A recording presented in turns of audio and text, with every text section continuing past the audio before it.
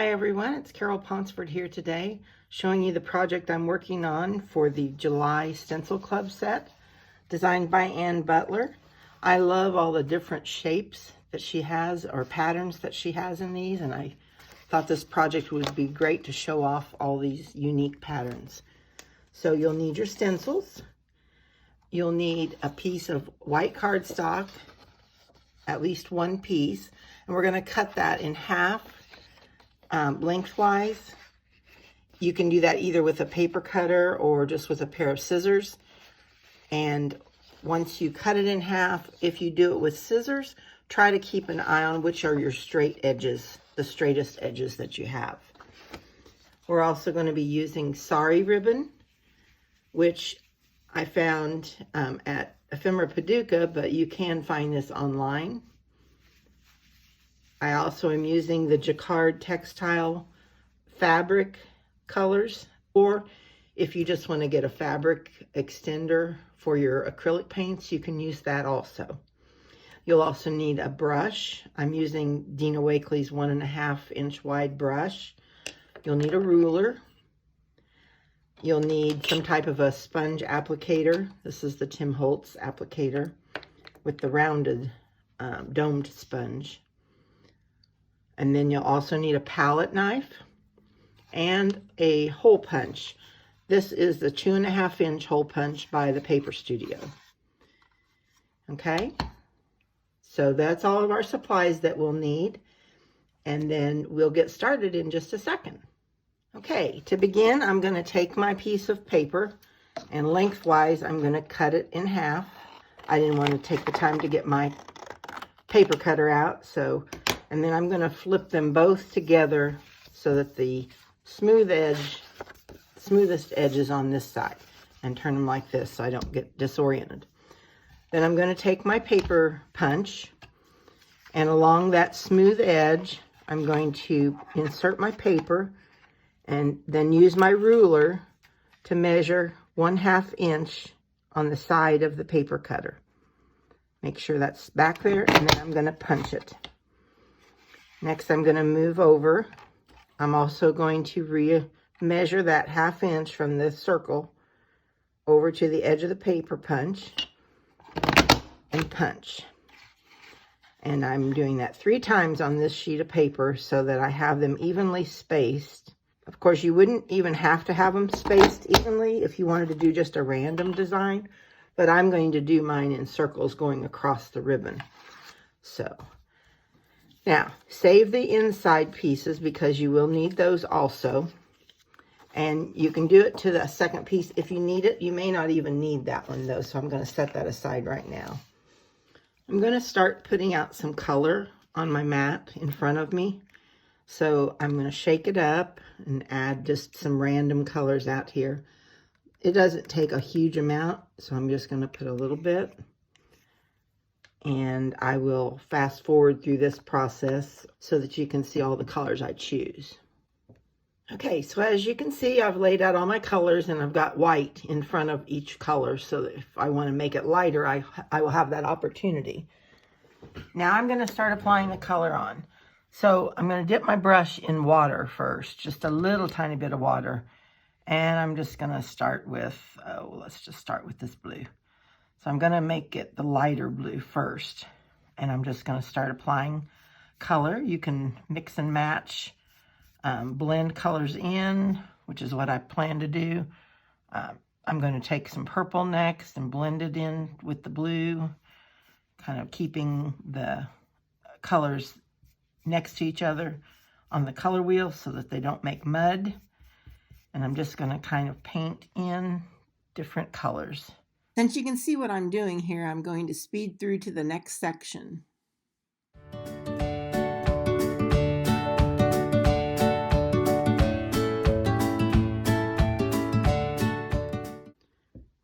Okay, now we're ready to start. I took my craft drying tool and dried this, and it's pretty dry. It doesn't have to be completely dry. And the reason I did the colors in the pale colors is because now we're going to use the hole punches that we did. We're going to lay those onto the fabric. and we're going to apply darker shades around that. And the other reason we had this section is we're going to lay that down on top and line the edge up. And you can either use double stick tape if you want to hold those secure. I'm just going to wing it because that's kind of how I do things. And I'm going to fill in the holes and then peel up.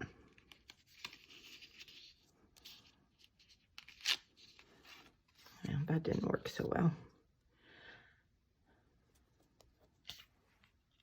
Let me see if I have it spaced there pretty good. So I'm going to lay this down, make sure that they're lined up.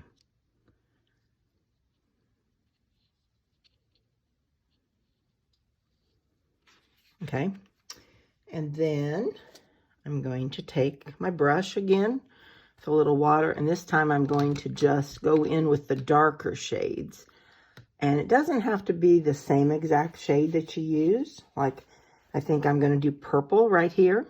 So I'm going to take the purple, and I'm just going to go out around the edge, catching over the top, trying not to go under that circle, and paint all the way around the circle. And the reason I laid the others out is so that I don't go too far along.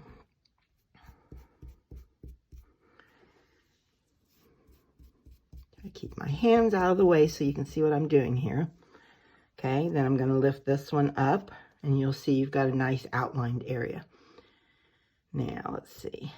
Maybe we should do the fuchsia here. Now I lifted, I can go over, but I can already see my circle, but I can blend those colors again on top and keep the color flow going. This one's going to be a little similar to what's already there, and that's okay, because I can always go back with black pen or something and highlight around the edge if I want to. But the circle does show up.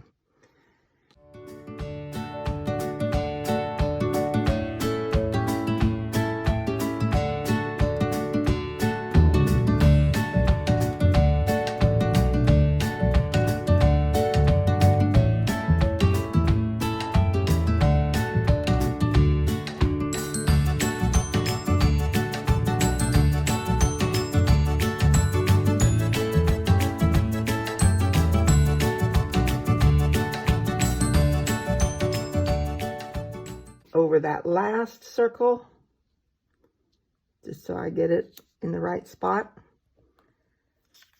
Place a new circle in. Sliding it under would maybe be the better thing. Then I could lift it up easier. So find what works for you. That worked better for me, I think. So I'm going to slide this one underneath into the spot where it goes.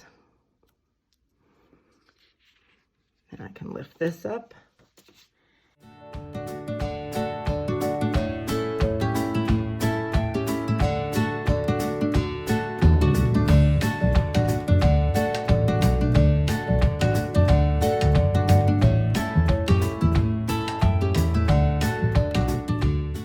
Okay, so there we go. We have a nice colorful ribbon with different spots on it that we're going to fill in with the texture from Anne's wonderful stencils.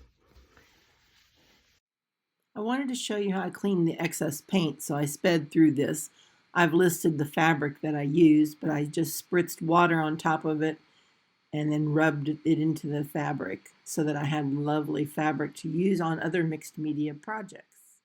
One thing also that I wanted to tell you is you're not locked into the colors that are in the circles. If you decide, like, I would like to put orange in with this blue, or maybe in this circle, but that's not really going to show through because these colors are just a little bit translucent. It's not going to really show through as the true color as much as I would like it to. So I think what I'm going to do is take my circle pattern and lay it on top of it. And I'm going to dab a little bit of white on there. So I've got my sponge applicator. I'm going to pounce a little bit so it's not too thick. And I'm just going to kind of pounce white just to make it a little lighter so that I can add some orange pop on there. And then of course that one will have to dry, so we'll come back to it in a little bit. But now you're at the point where you can take and start adding some of the stenciled patterns to the project. So on this one, I can decide which one of these I want to use. Oh gosh, I think let's just use the bubbles. Okay, so I'm going to lay these bubbles on top of it. So I'm going to use that one, and I'm going to change out my sponge that I used the white on. And this time I'm going to take some navy blue. I'm just going to use it out of the lid so I don't waste so much paint. And then I'm going to dab it around, because especially when you're going over a stencil, you don't want a lot of bleed going out under the stencil. So I'm going to start with fairly lighter pressure till I just kind of get a feel as to how it's doing, and go over the stenciled area. And you can see you're getting your pattern on there then. All right, so that one is finished. Now, in the same accord that you don't have to use the same color you had down, you can switch it out, put another coat on top of it.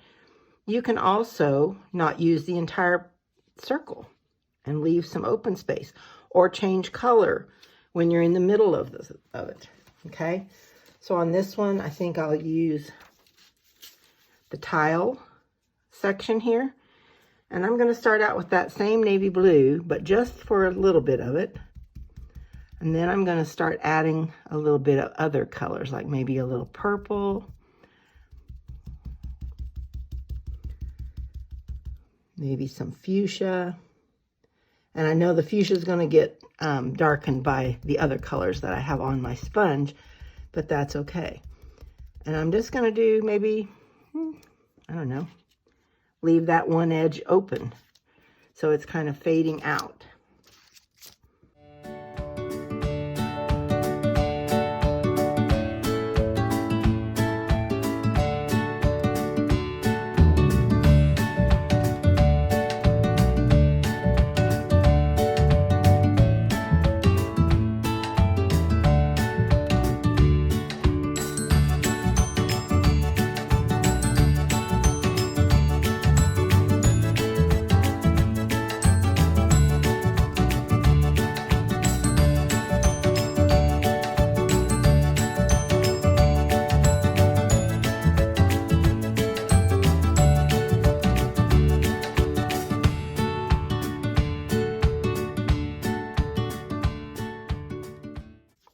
Okay, so there's the project for the month of July.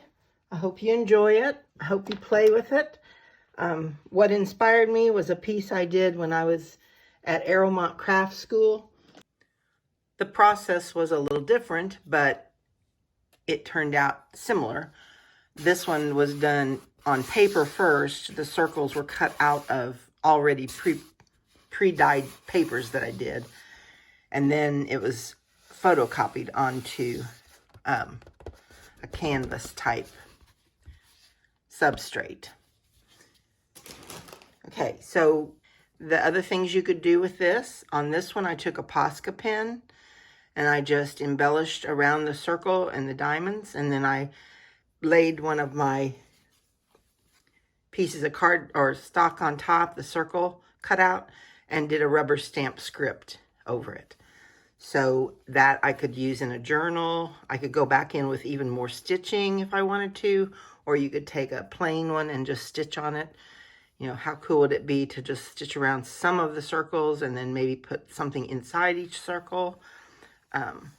Anyway, so I hope you have fun with the project. I'm Carol Ponsford, and I will be back in August to show you what I do with the August Stencil Club set.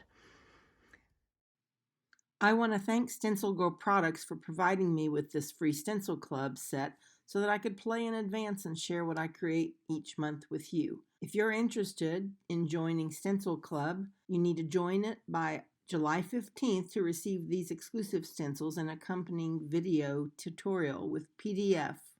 I've listed the products I've used, and I really appreciate you joining me today, and hopefully I will see you next month. Have a wonderful day.